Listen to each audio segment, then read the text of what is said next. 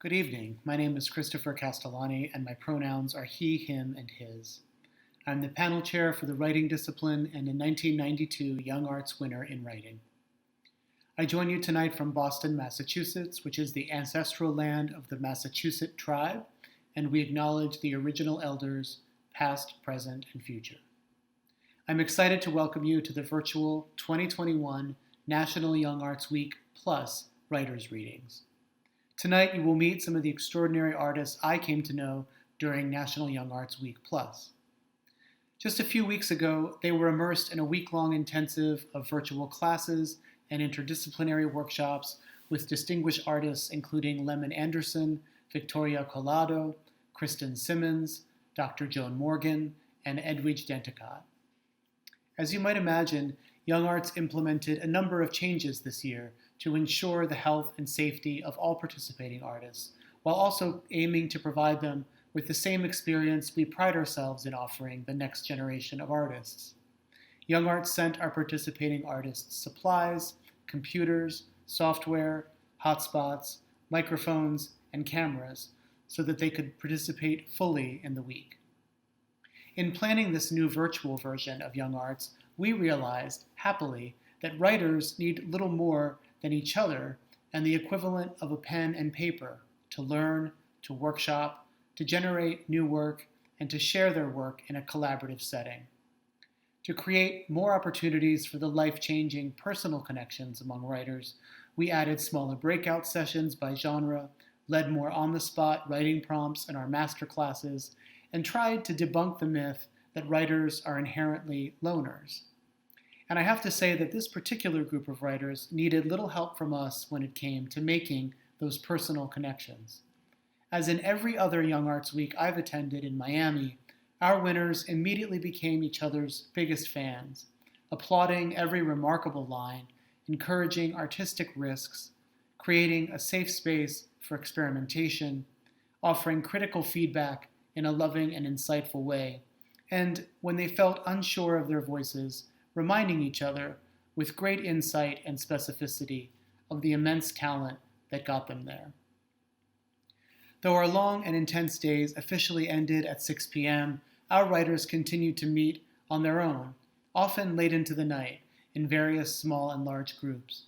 They wrote together, planned future events, practiced their readings, performed new work, tried out various Russian accents, and who knows what else. When the panelists heard about these unscripted, non-required hours, we knew this group was experiencing the best Young Arts has to offer, the joy and play that is not only at the root of all great writing, but of all lasting friendships. Throughout the week, they also created and prepared the performances in creative nonfiction, fiction, playwriting, poetry, screenwriting, and spoken word that you are about to see. These are deep investigations of language, identity, race, history, injustice, the body, and cultural translation. They are explorations of grief and desire. They are funny and harrowing and delicious. They will delight you, and they will implicate you. Every word, every syllable is intentional, and all the lines are true, even if some never actually happened. I'm eager to get to these performances, but before I do, I want to thank my fellow panelists, the amazing Nicole Cooley, Vanessa Garcia, Grace Toulousan, and every panelist and guest artist who worked with the Young Arts Award winners. Thank you to all the parents, family members, and guardians who support these artists year-round. We celebrate your unwavering encouragement and commitment and are enormously grateful for all that you are doing. We are also grateful for all the teachers and teaching artists tuning in this evening. We recognize you for all the work you have been doing and ways that you've been innovating to support your students. We thank the generous individuals and partners who help Young Arts do this transformational work.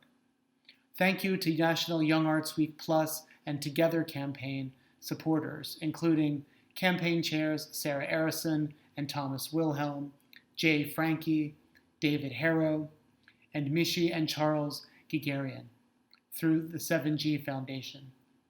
Lead sponsors Sandra and Tony Tamer, Generous individuals including Madelyn and Mickey Arison, Dr. Sidney Stern in loving memory of Florence Stern, Bruce and Ellie Taub, David Deckman, and Michael Mercure, and YoungArts' wonderful institutional partners. If you would like to get involved and support YoungArts, please find more information in your program linked in the chat. Without you and all of our partners and friends, none of this would be possible. Please find more information by clicking support in the main menu of our website. Finally, it is my great pleasure to congratulate all of our 2021 winners. You have been inspiring us with your art, and we cannot wait to see what you do next. Thank you so very much for joining us this evening, and now, enjoy the show. I wonder if a mother's love can be found on the second X chromosome. If God built a womb as a portal from heaven's own, if Eve could have known that womanhood was a power that God never wanted to be revealed. But the forbidden fruit sowed Eden into our DNA. I wonder if Claudette Colvin knew that something as simple as refusing to rise could incite something prophesized in Negro hymns for centuries. If she knew her revolutionary movement would live in the shadow of Rosa Parks' memory. Black womanhood is being asked to bring gifts to parties you were never invited to. It's lighting everyone's candle with a fire alight in you. It's standing in solidarity with women who didn't fight for you because you know what oppression feels like. And I think that God just might love like Black women do. My great-great-grandmother was enslaved. She took thoughts of freedom to her unmarked grave. Her daughter stood alongside sisters for rights that would never be hers in a lifetime. Revolution is embedded in my bloodline. She couldn't have dreamed what the next century brought in. The law in the hands of Justice Jane Boleyn, the first judge in this country to be a Black woman, changing a future she would never see. Cast that ballot like a candle burning with ancestral flame. It's the legacy they fought for. Let them see what became of the children, the country, of the women who got the chance to have a name. Babas 1, 2, and 3 stare at their cards intently while they play durak at the kitchen table, its legs gnarled and wobbling. Vira! I win. Itch! I call rematch. We've played almost 20 rounds of Drak, Olya. Isn't there something else we can do? Sveta, honey, we're middle-aged women with menopause and chronic back pain after carrying the futures of our families on our backs for the past 20 years. This is the epitome of fun. Baba 2 props her feet up on a plastic lawn chair and lights a cigarette, taking a long puff of smoke. What the hell, Olya? You can't smoke indoors or at all? Whatever, Mom. I just don't want you to get hurt. You could lose your teeth or get cancer. Don't you want to live to see your grandkids or get drunk with us for another 20 years? And have you yentas and my pain-in-the-ass daughter nagging me in the nursing home? Hell no. I haven't had a good time in a long time. And goddamn if anyone tells me what I can and cannot do in this country anymore. Freedom. Baba 1 reshuffles the deck, while Baba 2 pushes in her chair and walks toward the windowsill, cigarette in hand. When I came to New York, I was told that the roads were paved with gold and candy. Yes, the roads were paved with gold, and each block was lined with little neat houses, not subsidized apartments like we had back in Volgograd, but cream-colored colonial houses, and in each one a husband, a wife, and 2.5 children. How a woman gives birth to half a child is beyond me, but anything is possible here. The American dream. What they forgot to tell me was that the American dream was just a dream. But I should be thankful, I suppose. Oh, thank you, Uncle Sam, for my 500 square foot studio with a front view of seagulls dive bombing each other at 5 in the morning.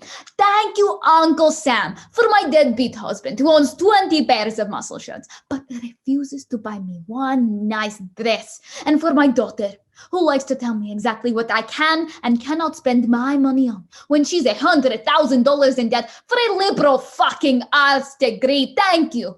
Thank you, Uncle Sam. Because at least I have this little bundle of joy to remind me of how far I've come. Babatu freezes and pants heavily, shaking from rage in the 98-degree city heat.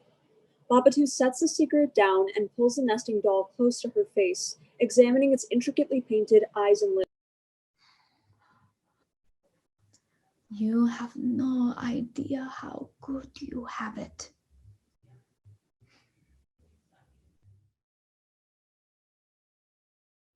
Here is what I know of my grandmother. She was shot when she was 40 and has not been able to use her left leg since. She has had 8 children and 4 miscarriages. She is not afraid of ghosts. And I cannot talk about her without fracturing her into something else first, like a bird or a dream, anything that holds light. Here is what I do not know. Her name, how old she is, her hopes, her regrets, if there is anything she is sorry for, what she is afraid of if not ghosts, whether she would have recognized me in the street or if we would have simply looked through each other, a pair of mirrors turned inwards. In my mother's memory, my grandmother lays all 8 of her children out on the floor and runs her fingers across their scalps. Her hands are like mousetraps or hungry birds, catching lice in fistfuls that she brings to her mouth. My mother describes the crunch of a louse breaking open, how the meat of palm dips against tooth.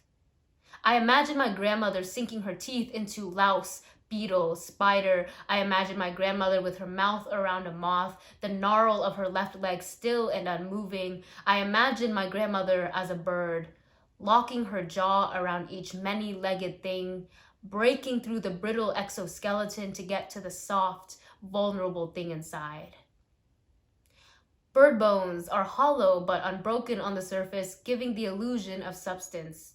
See also what I know of grandmothers and what I know of grief. When people talk about dying, they make it out to be this ravenous, gasping thing, the way a fish thrashes on the shore or a gazelle strains against teeth. That live wire thrum of blood, of pulse, of every breath buffeting on the tongue to make it out alive. But I think death is not always hungry, that sometimes it most resembles a bird on the sidewalk, vulnerability bared like a throat. Always the infinitesimal moment of stillness before flight or decay. The boundary between intention and action. A grandmother dies and there are not enough people to mourn her. All the want in the world means nothing if it cannot be translated into something real. The night my grandmother dies, I dream of breaking a bird open, crumpling its tissue paper wings, snapping its hairpin legs, strangling all the hollow places of its body until they bleed light. The night my grandmother dies, I dream I split a bird open, and when I go to swallow it, I cannot find the bird at all. Oma is 40, widowed. She and I live in a little blue house in San Francisco that Oma and Appa painted when they first got married. It's not the kind of blue that sticks in your mind, but the kind you see once and forget about. I say this to Oma and Appa once when I am 12 and ready to paint the house over in radioactive green. That day, Oma tells me, sometimes you're worse off being remembered. Lately, I've been learning things I've known for years, like how Oma's hair looks black only from a distance, and how small her feet are. This comes to mind mostly when we are in our beat-up Honda and I am watching her accelerate far too much for a trip to the grocery store. Her hair glints white in the sun now. I rub my eyes, and when I open them, I see all the shades of blue I've forgotten. I'm 17 in October, and I still don't know how to drive. Oma rags at me about it, but we both know that Appa was going to teach me before he died. We ignore the corner of the house that holds his polos, his sneakers. We still sit on the same side when we eat, facing his empty chair. We cancel his newspaper subscriptions, but pick up a copy of the New York Times whenever we start to miss him too much. Sometimes I can't help but think that we are silly and that this is just another stage of grief. Sometimes I stop thinking. Sometimes you're worse off being remembered. The summer after Appa dies, Amma and I live in cycles of 7. Every Saturday morning, we visit the local Chinese joint because that's the closest to Korean food we can get around here, and Amma hates to cook. I think it reminds her of life when she was a teenager in Korea, when all she did was cook for her younger brothers. We order 2 plates of fried rice each and 1 bowl of black bean noodles to share. The rice always tastes like MSG and black pepper and a bone-squeezing kind of warmth. She asks me if the food tastes good. I nod. She scrunches her mouth the way she does when she is disappointed. She thinks it's a little salty. I nod again. Our mouths plateau into parallel lines, like mother, like daughter. We swallow everything we want to forget. Some nights, I see his blue face, his unwound body. When I dream, I paint him with my own skin. I shatter into petals and make mulch of my bones. When he recoils, I leave flowers for him to drown in. Blue hyacinths. I am still here. Lotus flowers. I am waiting for you to come back. White clovers, as if to say nothing at all. After Jane Kenyon. When I was born, you hid behind a pile of linen in the nursery, a shadow bleeding into the knuckle-white wall. I thought you were invisible, like the tooth fairy, sending messages inside baby bones, tied with red ribbon. I was wrong. 5 years later, I met you formally in the Friesland dirt. Into my arm you carved red craters. Mother covered you with gauze, but I wanted to keep you unbandaged. In the epilogue of my childhood, I saw you again on the toilet, carmine ink running down my legs. I was forced to hide you under my dress. When war came, we wrote on the asphalt until it was neither black nor gray. Words smothered by smoke and by soldier. I have not forgotten your letters. I realized you were following me everywhere, colonizing the pure canvas of my body, now overgrown with your blood-pink orchids. Brother's orchids, his hands covered with cherry stains. Father's orchids, stems of scars hatched along his back, our cuts sterilized by the Reich, our memories treated, wiped clean. To them, you are a promise of heritage notched too deep. They want to erase the heirlooms of our bodies, the bloodline by which we are bound. But I want to leave you untouched. Save your teeth marks. Save the map of my silhouette. Only by red pen poetry can our bandages be peeled. For Vincent Chin. And they bury their hammers into the cold machine like gavels. Another hit caves its teeth, lifts its jaw, and black oil brims out. For criminals like these, they say justice. Hunched close beneath the streetlight's drone, they raise their hammers, chant, "This is our country," and the TV switches. A reporter suited in blue says, "Good morning, America," and I profess to be a good citizen. Twist my jaw like a machine around the O's and call this country home. Leaving for groceries, I saw them lifting flags up their front gates. I avoid streetlights, praying my shadow won't be mistaken for a criminal's.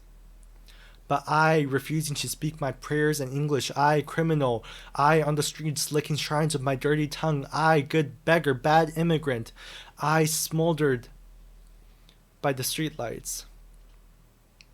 I've tried to fold my arms, announce myself a drowning machine, mouth crushed and reassembled a silver rain. I only lift my hands up, palms outwards, when a man asks what country I'm really from. I say our country, and he says my country. Now it's Friday night, and I mistake my reflection for criminal again, my tattered jacket fuming with sulfur. Still, I lift my right hand and practice my oaths. Good subject, loyal soldier, obedient worker, open machine. Let you tinker with my ribs under streetlights, and you, gilded like a lost savior, make streetlights of my eyes. I reach for all the windows, but find a country of broken mirrors, a gunshot and low frequencies. Their machine hands pointing everywhere. Someone needs to be the criminal. A boy mistakes my prayer for begging and says no good in saving a broken thing. Two men lift their baseball bats and splinter the moon, their cuffs lifted for cracking a skull. They dress blood and snow, kiss the dirt, call themselves the good citizen I can never be. My body turned an open country. Oh, dim my mouth, make me faceless, strip the criminal from me. The streetlights more alive than ever in this country, where anything that moves is a criminal. Interior, pet store, day. A teenage girl, June, stands on a stepladder, feeding fish in a large tank.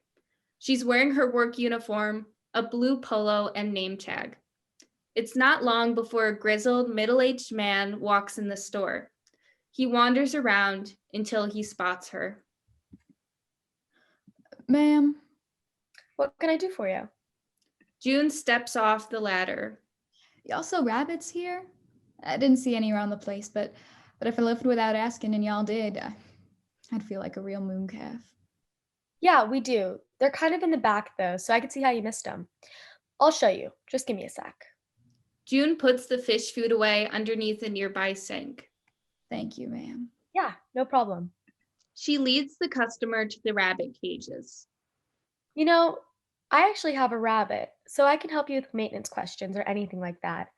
I've only had mine for like 2 months, so I'm not like an expert, but The customer stares intently at the rabbits, examining them. Do you know which one's the fastest? yeah, they mostly stay in that little cage all day, sleeping or whatever. So I don't really know. Sorry. He points to one of the rabbits in a cage. Can I get a better look at this one? Yeah, sure. June opens the cage and picks up the rabbit. She transfers it over to the customer. For a moment, the rabbit and June lock eyes. It stares at June, shaking, petrified. Here you go. He inspects the rabbit further, checking the pads of its feet and lifting up its ears. Oh, I think Molly'll like this one. Oh, is Molly your daughter?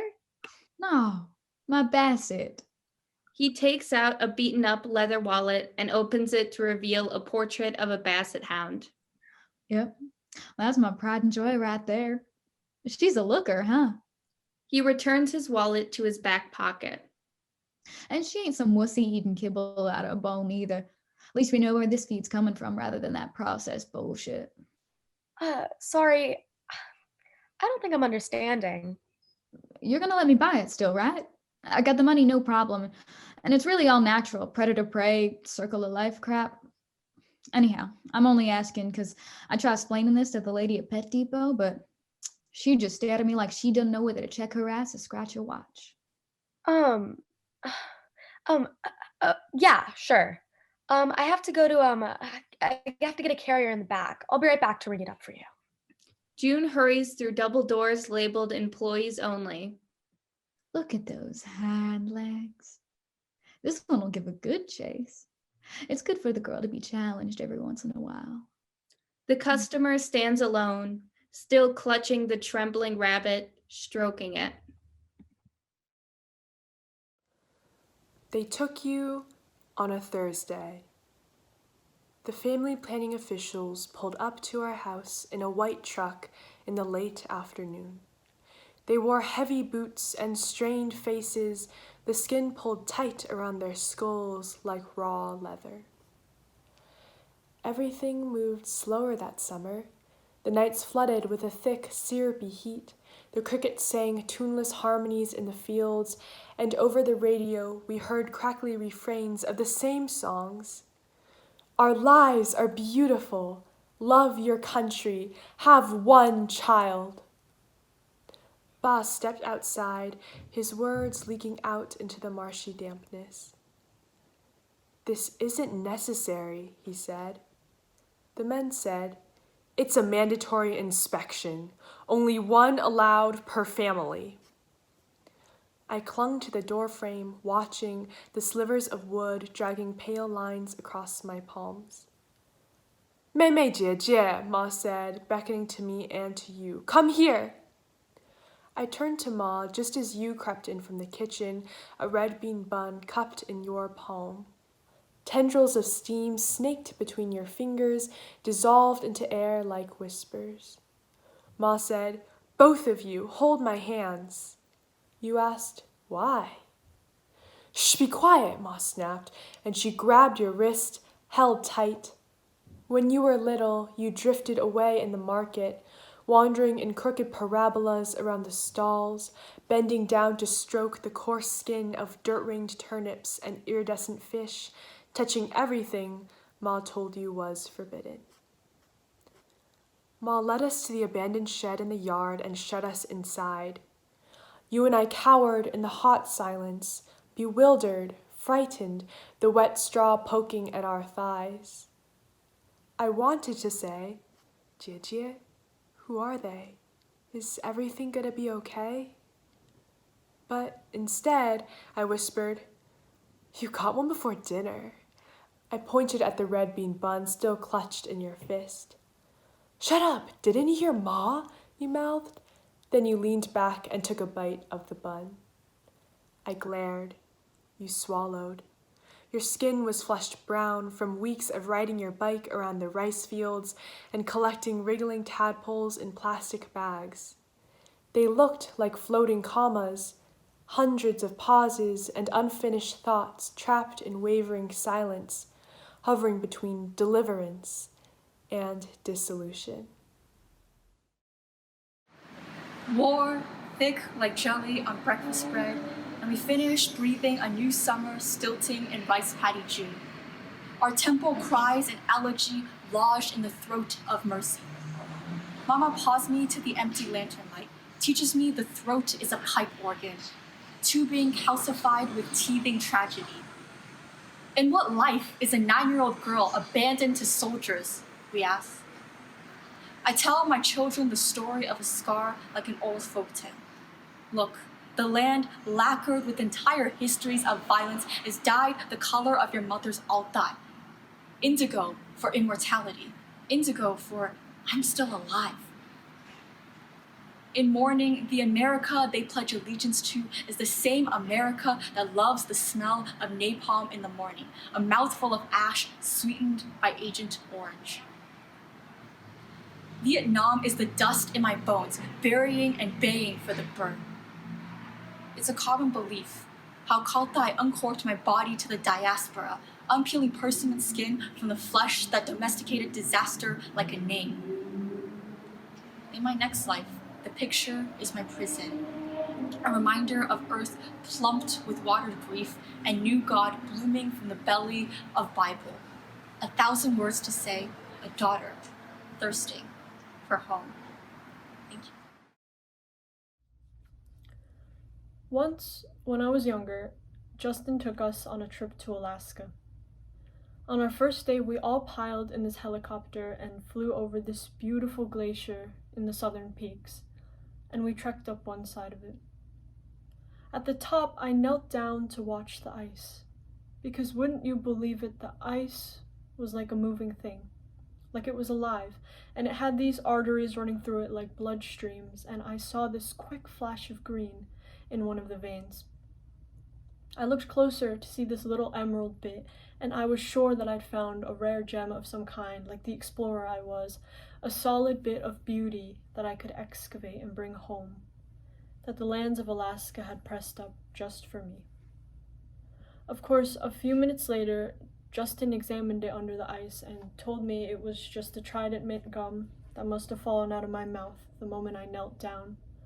But before that, it was just my bare fingers plunging in the icy water, trying desperately to grab at this jeweled bit, sinking down further and further, where eventually it would become a glint to the eye, and then nothing.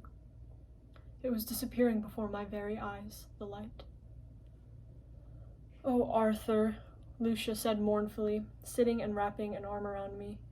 I turned my head to look at her, and she was watching the ground. She didn't say anything else. Vaguely, I smelled her vanilla perfume, the strange feeling of tight latex across my arms, the smudge of eyeliner across one of her collarbones. But I wasn't really seeing her, so much as through her. All at once, I had this strange, unexplainable urge to kiss her. No, not kiss her, bury my face into that juncture of her neck. And then a wave of nausea hit me like a freight train. Someone exited behind us and accidentally sloshed a few drops of beer on my back. I closed my eyes and felt them slide down my back, slimy and fast, like cold fingers trailing down each of my vertebrae. When I opened my eyes, she was watching me. For a moment, I thought I'd been figured out, that it was written plainly on my face. "That bad?" she said softly. "No," I said, sick relief flushing through me, even though I desperately wanted her to be telepathic, to tell the truth. At the age of 4, I was plopped into daycare. Red, yellow, and blue tiles covered by a brown boy. I was never reticent when it came to phonetics. I never fretted with words. Tongue twirling, gum swirling, the beauty of language was never a question until it was punctuated by English. You see, the dialect in which I speak now is not my mother tongue. It's been tongue-tied, twisted, and twiddled with, anglicized from too many angles for all sides of me to comprehend. At the age of 4, I forgot my own language.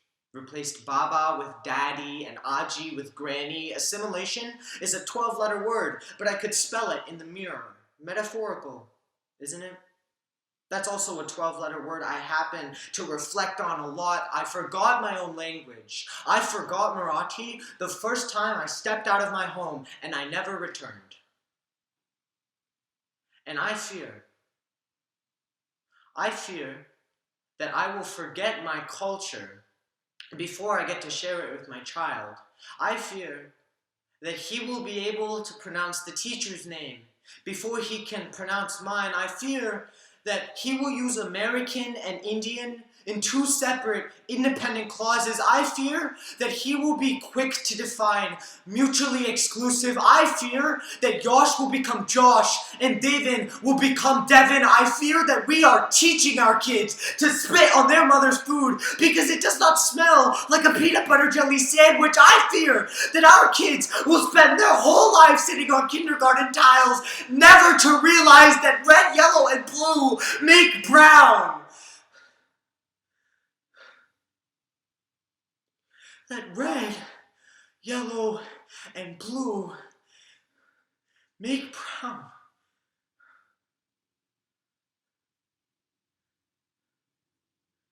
And now,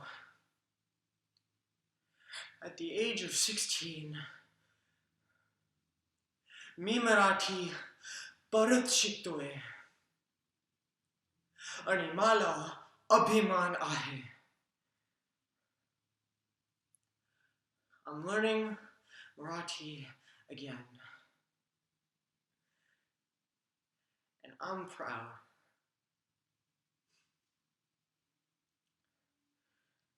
I'm proud.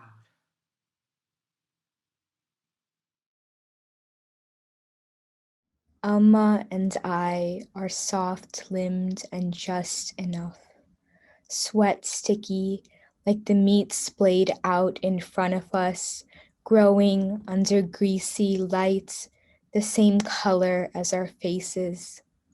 When the butcher grips the meat, he rips the fat the same way a white man strips our dawn with his fists, a pounding at the door of our mosque.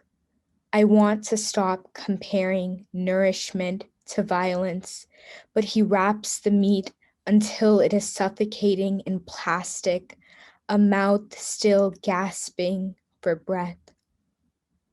In this shop, I whispered the word home to Amma, and she understands, drinks the sound from its middle like a lantern drinking light.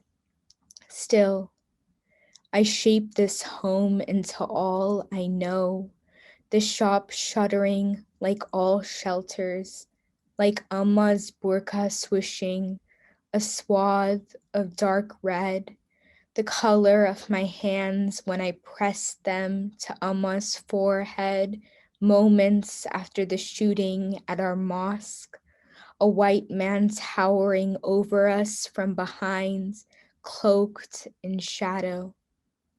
He held the day smooth and metallic, familiar to him and us, just familiar in different ways. And while we ride the bus, 2 hours to return home, I trace English words I learned in school on her wrist, foreign and saltless as a dream. Country, daughter, country, daughter. A white man kicks the back of her seat. Amma lurches forwards, all the English vowels scattering into a wilt. At night, Amma simmers the meat in coriander and yogurt, a dash of chili powder plumping in her hand like sleep. She holds the cooked meat out to me at the dinner table. I bring it to my hands like a face.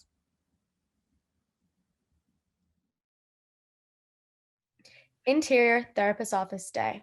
The office is a model home version of a therapist's office. Safe, sterile, cold. Becca, 15, a frail-guarded girl, sits in the corner with her knees to her face. Across from her sits a 30-something soccer mom and business casual therapist in a large chair. Becca, what's your daily routine? On the couch sit mom and dad. They are clean-cut, aloof, and impatient. Wake up, school, sleep, repeat. That's my day. No, I want to know what happens from the second you wake up until you go to bed. Why is your day any different from anyone else's? Why are you here? Is this what we're paying you for? To just ask my daughter about her day? Okay, with all due respect. My alarm goes off at 5:45. Dissolve to interior Becca's bedroom morning. The room is cluttered with ripped up pages of writing. As Becca continues to talk in voiceover, we see the actions as she describes them. She reaches for her phone, but accidentally knocks over a photo of her and a boy. I go on my phone and answer all my texts. Insert phone, no messages. I get ready for school. It's 6:45. In the mirror, Becca observes her body. You can tell how insecure she is. She throws on an oversized school uniform and grabs a school bag the size of her torso. Interior, kitchen continuous. Mom and Dad are standing on the other side of the kitchen, arguing behind the island. Do you really think I'm going to believe that you were at work? As soon as they notice Becca, Dad exits, and Becca trenches through the kitchen. Good morning, honey. Ready to go? Need anything to eat? No, I'm okay. I eat at school. Interior, car day. The car is clean, but when Becca reaches into the glove compartment, trash comes pouring out. She gathers the fallen papers. One reads divorce. I get in the car with my mom. She tries to gossip or complain about Dad. Interior, classroom continuous. Old projects and posters decorate the walls. I sit in class all morning, dreading the bell. It rings at 8:46.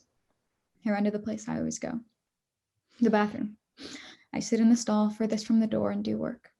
I stay quiet so the girls don't know I'm in there while they talk about me. The weird, skinny girl who disappears out of class. Becca continues back and forth till the day is over. Interior, home hallway continuous. On the way to my room, I pass my brother's room. The door's always closed. She opens the door. Interior, brother's room continuous. The room is full of his medals. Dead flowers sit on the bedside table. We recognize him as the same boy from Becca's bedside picture.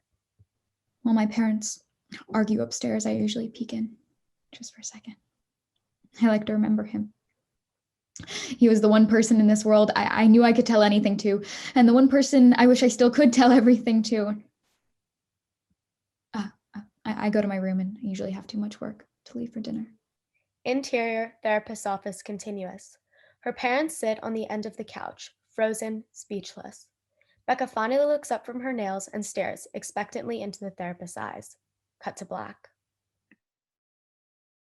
We tried to be good. It was the first recess of the year, and we were supposed to be drawing, like the perfect girls who sat on the concrete, gripping their tins of colored pencils. We sat crisscross applesauce nearby, fanning our pencils out in a rainbow just like theirs, but they turned their backs on us, and we thought we heard them laugh. It was only then that we noticed how with our legs crossed, our skirts didn't sit flat over our knees, and instead tented to expose the darkness underneath. Indecent. We shifted our weight onto our heels like the other girls and pressed our knees together, shoe soles grinding into thigh flesh until it hurt. It doesn't matter, we murmured to each other. They don't know what we know. They don't know what it feels like to climb the trees higher than anyone else and stand above the world. We whispered until our voices blended with the wild undercurrents of the wind. They're just stupid girls, and they will grow into stupid women. We decided to draw pictures of each other, but they quickly turned into pictures of the trees, until the pages were just thick, dark lines. One night, at a sleepover, we gathered our flashlights and sleeping bags and walked to the maple on the playground. As we lay down our sleeping bags, we learned something new, that our bodies perfectly fit the contours of the roots. We slept on our stomachs, with our limbs askew. From then on, every night we crept out to the roots that held our bodies in the same way we held each other, locking together until we couldn't tell whose arm this was, or whose leg that was, or whose tears were falling on whose skin. We slept better than ever. And then one morning, we awoke with a strange tracery on our arms, faded brown lines traveling up from the crooks of our elbows to our biceps. We needed them, but they didn't leave. Neither washcloths nor handfuls of leaves could expel them, those tiny, fibrous roots growing just beneath our skin. We didn't worry. We knew the world was safe, and even if it scratched us, we could still fall into its soft arms every night, like the storybook mothers those perfect girls on the playground would one day become. But not like that at all, because we had found something better. I know a boy who is sky's soft brown, Toni Morrison, the bluest eye. Sky's soft brown boys don't melt into seasons, they stutter into them, shoes scuffing summer as they trip backwards into fall. Like leaves, they change color, first black, then purple, then blue, a bruise growing on the pavement they float above. Here, black boys are angels holied by a brown sky. Watch them stare through you with their gaping, pothole eyes. On New Year's, boys, sky soft and brown, watch fireworks wound the air like a bullet. They crush ice below their feet and call it dancing, call it music. We pretend we're not staring, but we are, and they notice. They snowball down the sidewalk, tumble winter to ash, wake up in the morning, sweating a pool of snowflakes. In spring, Black skin peels off of bone and falls all around us like rain. We strip naked and stick our tongues out. Nothing is as sweet as a boy that blooms. Nothing will ever be this holy. Press your hands together in prayer and thank them for this. Sleep now in their Afro garden. Tomorrow we'll untangle ourselves from a black boy on our way out. Don't call them missing. They are still here slicing oranges into smiles. Tangy and spilling with pulp, the boys drift on popsicle stick wings into their sticky brown sky. Don't be afraid when the sun reaches down into them and licks their bones clean of darkness. Their shoelaces stringing through the clouds. This time, they do not fall. I scream my throat raw. It turns out yelling makes me like a cherry pie, all warm and red and synonymous with crackling July fireworks, and Jude rows us back to shore.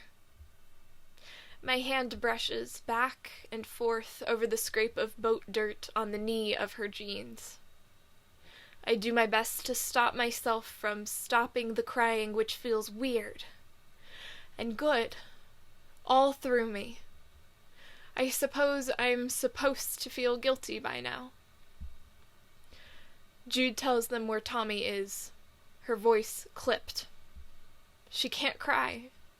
She whispers that to me apologetically. I hide her face against my shoulder. She pets over my back. Someone gives us each a shock blanket despite the late July heat. An ambulance arrives, with enough flash and noise for me to keep crying. When they try to separate us to ask questions, I shriek and shake and go limp to the forest floor, collecting leaf bits on my shirt. I don't actually know if I'm playing pretend. Jude holds on to me tighter then, only letting go to adjust my new baseball cap, making sure people know it's my hat now. Both movements are challenges for someone to try that again, and I like that. I like that the color of my new hat suits me. I like that the medics ask us questions together now, and I like that the counselors let me stay in Jude's cabin for the night, and the next night, and the next, whittling down the scant days left of camp. Soon we'll see our parents again. Maybe they'll take one look at us and know we've reconstructed ourselves entirely. Maybe they won't notice any difference.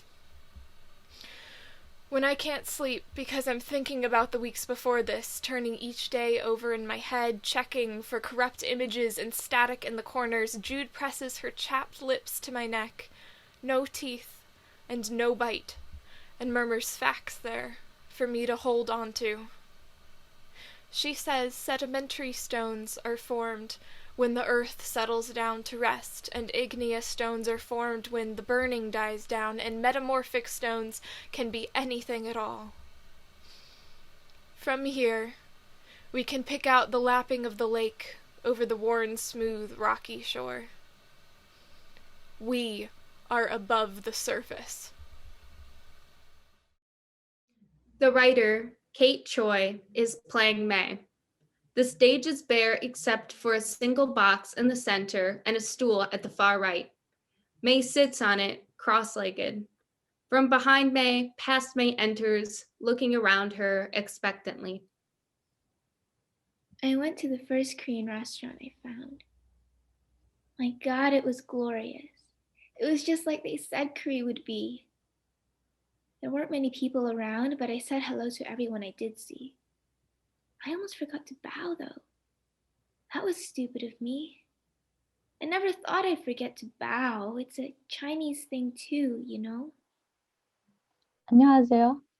안녕하세요. 안녕하세요. Past May walks around the box and then sits behind it, using it as a table. She looks up as waitress enters and approaches. The waitress was an ajumma. I guess it was just that kind of place. I love that it was that kind of place, you know? It was a place of the people. Not fancy restaurateurs or foreign chefs, just plain old local people. Local cooking, people I could talk to. 안녕하세요. 안녕하세요. Past May studies an invisible menu and points as the waitress stands beside her and nods at her choice. This is so exciting, to be in Korea and eat the food. My friend Ara would be so proud of me. You mean you're not from Korea? No, I'm from America. I just flew here today. I'm moving here. But you're Korean. No, I'm American. Oh, no, I'm Chinese American. My parents were Chinese. I was born there. Oh. She looks at Past May again as if for the first time, and a frown crosses her face momentarily. Her manner becomes more reluctant, but Past May doesn't seem to notice this right away. Oh, I see. You have an accent. I do? Yes, a little. Your teeth are really clean for a Chinese person. Oh, thank you.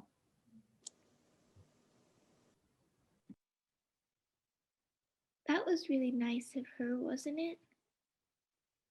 I mean, I wasn't expecting to get a compliment like that. That was a really nice compliment. It's true, too, I have nice teeth. Lots of people say I have nice teeth. Or, well, I suppose not lots of people, but they should, because my teeth are nice, and she noticed.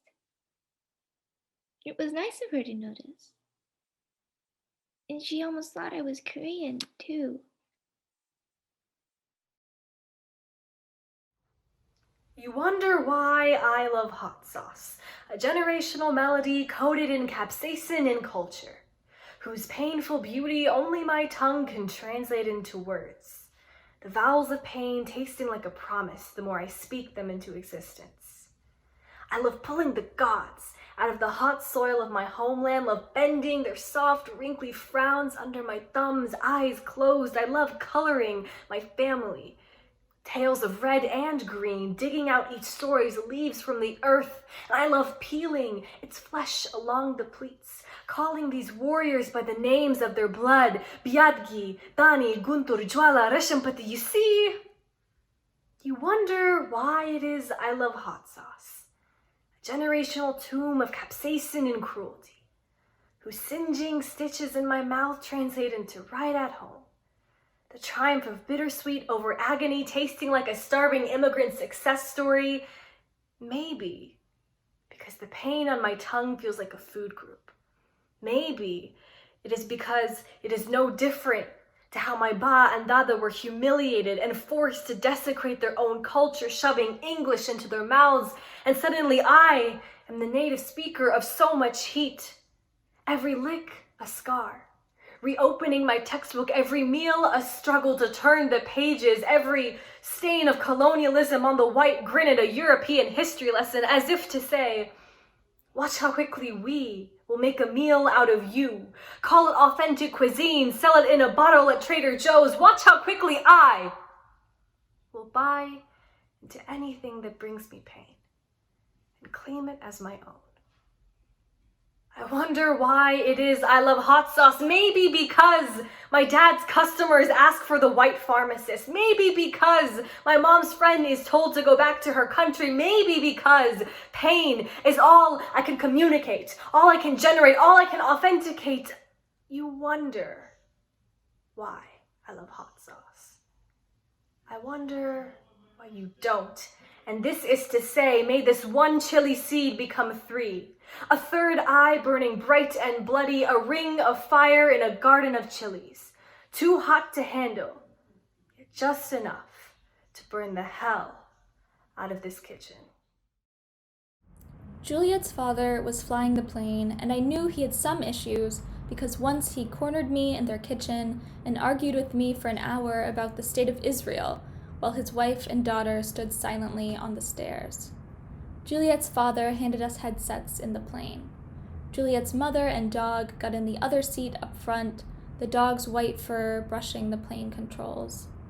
Flight MH370 disappeared somewhere over the Indian Ocean when I was 12 years old. I guess the theory everyone agreed upon was that the pilot crashed it on purpose, charging into the blue. Ever since then, every time I get on a plane, I greet the pilot in a voice a few octaves above my regular one.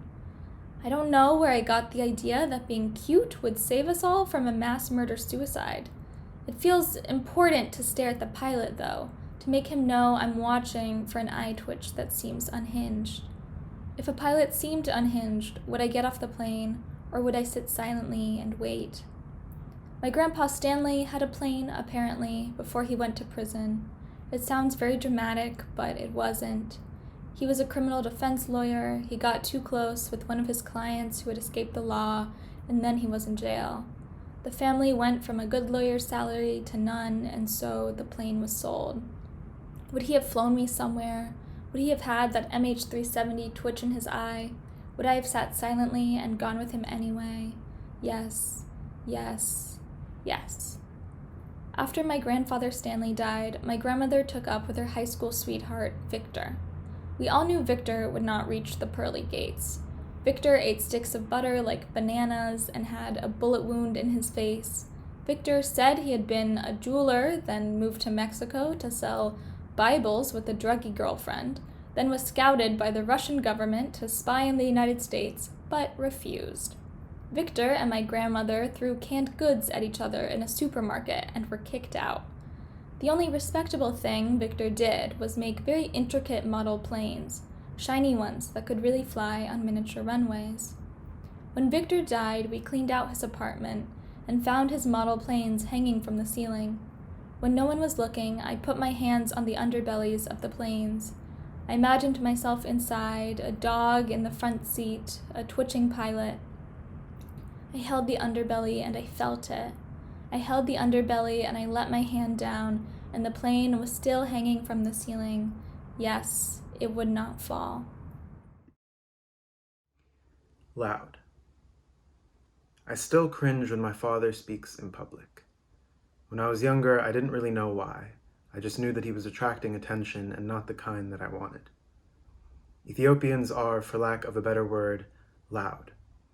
When my father and uncles and godfather talk on the phone, they bellow as if they are trying to be heard from afar without the use of the phone at all. But even worse than the volume is the accent. Even after 20 years in Oakland, after which my mother speaks almost without a trace of Ethiopia in her voice, my father's thick mispronunciations and harsh inability to make TH sounds did not relent. I still feel shame sometimes when I resent his accent. It seems to serve as proof that no matter how hard I try not to, I have permanently internalized everything I have been told that it means. When he speaks, yes, he speaks loudly. He speaks with his accent in the way that feels natural to him. In my better moments, I admire his refusal to carefully restrict his words and roll his vowels tightly, his refusal to let his tongue forget Ethiopia every time he speaks the language of the country that is not his home. In the moments where I forget to be ashamed, I admire his volume. It takes most people their whole lives to stop being afraid to speak loudly. I performed a poem on stage for the first time at the age of 10. 4 years later, I was performing on stages for thousands. Public speaking is ranked the #1 fear among Americans. Sometimes I wonder why I rarely fear speaking in front of large groups of people, why I have not often been afraid to be loud. Despite me and my mother's perpetual admonishments and pleads to please just be a little quieter, my father never altered the way that he spoke. To this day, I don't know if it ever even occurred to him to try. I think perhaps what I thought was his courage was simply an absence of fear. I think perhaps I have inherited it. My most natural, unrestrained self is in performance. I find calm there. I trust a microphone in a room full of snapping strangers more than I trust my parents, or my best friends, or any god. I trust my notebook more than I trust myself. None of this carries fear or nerves for me. It comes as easily as breathing. All art, all speech, all poetry is simply communication. I am too much of a cynic to claim that the world would be a better place with more of it, but even at my most cynical, I cannot deny that the world would be a more empathetic and informed one. We all have something to say. The only problem is that we are too timid to say it, and despite my poems, I am no exception. I have no issue using my voice to challenge any power except one I am already loud. But one day, I hope to fully live up to the shameless volume of my father. The first letter that I ever learned how to read was T. It was kind of hard not to. I saw them everywhere. One stood between the two oak doors that looped into veins and dripped down in stains. One swung between the breasts of the old woman as she swayed, clasped hands, and prayed. One gleamed in the early Sunday light that strained through the stained glass window frames. This is where I learned how to read. We painted the lyrics to hymns on the walls and read of Cain and Abel and Abraham and Saul. I teetered through those reeling archways, Mary Jane, strap tight, sit up straight, speak right, pray when you're told. And when that old woman clasps your hand in both of hers and says, "Peace be with you," the next words coming out of your mouth better be, "and also with you." But as I learned to read between the lines of the psalms and songs, I peeled back the layers of old paint to find that I had been taught in a dialect of hate. My white block with the red brick and the sidewalk chalk brimmed with small talk and cookie cutters and smiles cocked. My house was full of Bible belters and sermon resellers. They stoked the brimstone flames of shame and pain. They built me a funeral pyre and set it on fire. They spat blood. It's ungodly. It's wrong to love someone of the same sex. It's not complex. Sodom felt a sin to lustful skin. Are you next? And every time I kiss a girl, I'm looked at like I have slitted eyes and scaly skin, a forked tongue winding its way down her throat. With each move, I hear calls of faggot dripped into my ear, spat like they couldn't get it out of their mouths fast enough, launching a volley of verses as if Leviticus could trump love. And I am tired of being crucified on a cross of old. I'm a 5'2" woman with poor circulation and an iron deficiency, so the only reason that I don't have cold feet is because I need to be reminded of the eternity that awaits me when I am released. But pomegranate juices taste so sweet. And if I'm falling, then at least the view is divine.